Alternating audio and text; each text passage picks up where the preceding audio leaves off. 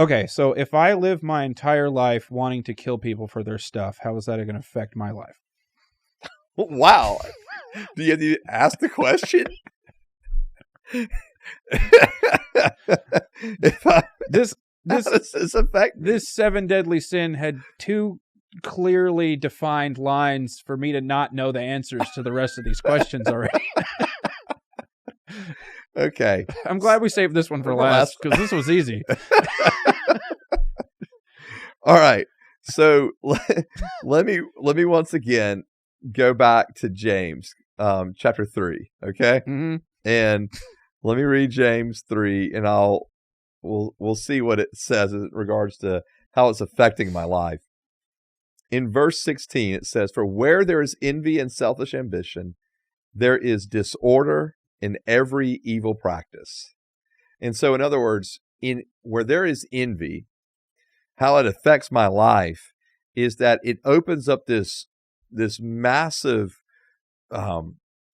doorway, if you want to put it that way. It's a massive doorway to just living in a state almost of sin.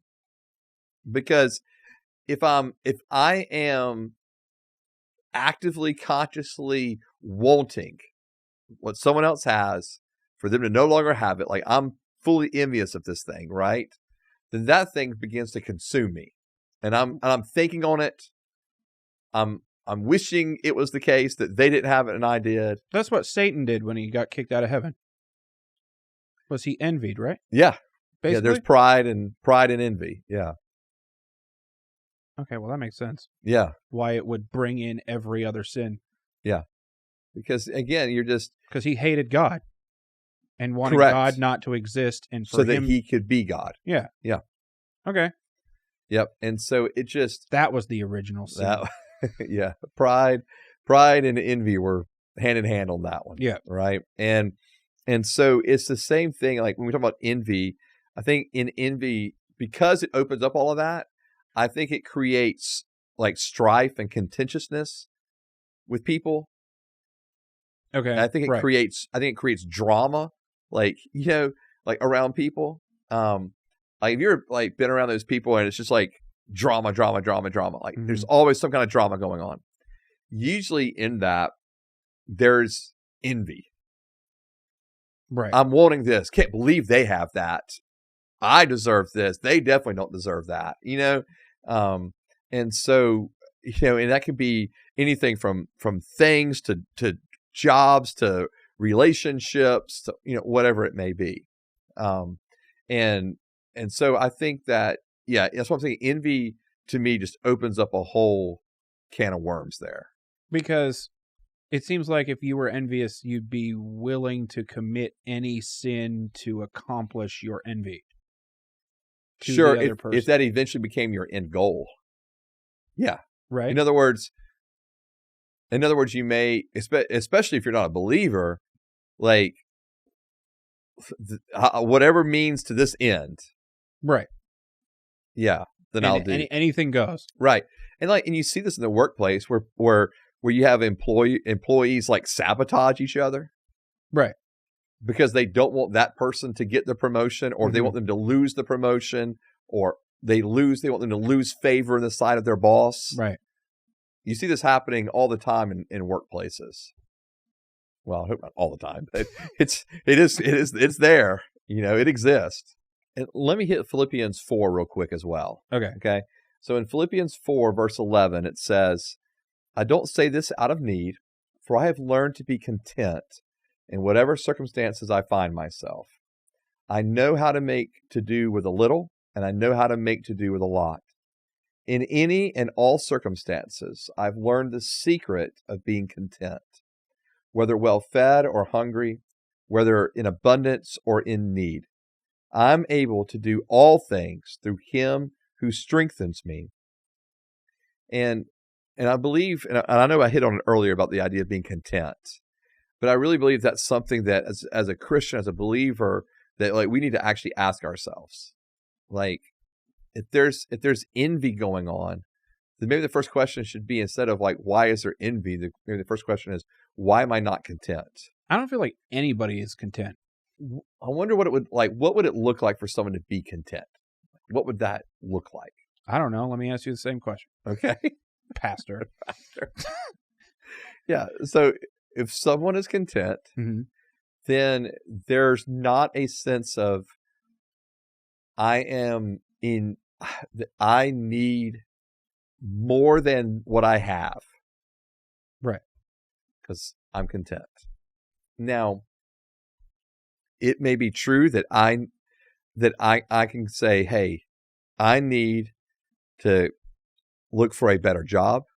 I need to get more pay to help cover things, right? Mm-hmm. But yet, Lord, I'll be content until those things happen. Right. And I think of contentness, I think of like peace. I think of just, I'm at peace with job, with family, with kids. And I think this kind of clashes or go against that idea of the pasture's greener on the other side, Right. Like, because I think we're not content. We always think that something else will be better and will actually bring us contentness. And I think what Paul's saying here is whether I have more than I need, or whether I actually don't even have enough, contentness isn't defined by what I have or don't have. Right. Contentness is defined by who I am in Christ, that I know him and that I'm saved. And I think for people that are searching for contentness, that's actually where it's found. I'm a millennial, and I don't think any of us are ever content with anything. None of us. None. Okay. Why did you make that statement about your why your generation? I don't know. It just seems like we're different. Yeah. And grew up in a time where I think we were promised a bunch of stuff that we know isn't going to happen. And we're pissed off. And I think the generation below us are like, yeah, everything's screwed up. We're fine. That's what it seems like. Yeah, then you got me and the Gen Xers over here just, grunging away. But yeah, I think that, but I think that some of that too is stages of life. Okay. So in other words, I think that in your 20s and 30s, you're building towards something, right? So you have to kind of have a thought of, I need to not be content right now. No, I think you can be content and still build. Okay. And I think maybe that's the disconnect, because I think when you're in your 20s and your 30s, that's hard to do. Yeah, when you're in 20s and 30s, you're trying to establish, livelihood, with career, jobs. You're trying to establish family. Mm-hmm. There's a lot of these things that you're building in your 20s and 30s. And so because of that, I think it's easy to go, if I can just get to this, if I can just get to that, then I'll be content. And I think what you end up finding in your 20s and 30s as you're going through that, you get to those points, those markers, those pay increases, those promotions, those new jobs, the new opportunities, the family, the kids, whatever it may be, and you go, I'm still not content. And I think a lot of that is because we're trying to get contentness from outside of ourselves. But I do think it's also, again, a serious part of this just season of life you're in, the stage of life you're in. I think, for Gen Xers, when we're 40s and 50s, I think I'm not saying everything's great. I'm not saying that at all, because doesn't look like it. Because, as for Gen Xers, you've got kids that are hitting certain points, their teenage years. You've got elderly parents now, so you've got different challenges maybe, but I'm not worried about establishing career. Right. I'm not worried about building or establishing family. Yes, I'm having to deal with the fact that I have family and that I have career, that kind of things, but I'm not trying to find my place in it, if that makes sense. And that's annoying, to try to find your place. Yeah, it is. And I think you ask yourself all the time, am I doing the right thing? Am I at the right place? Mm-hmm. Would it be better if I was doing this instead? And the whole time you want to kill everyone and take their stuff. Just envy everywhere. And so I brought it back to the original topic. Yeah, thank you. And so I think that, but that's what I think that's what I'm saying too, is if we go through those seasons of life and we're going, okay, but Lord, teach me to be content in the building. Teach me to be content as I'm trying to establish career. Teach me to be content as we're building family. And again, I'm not saying there's not going to be movement and at times perceived like chaos around it.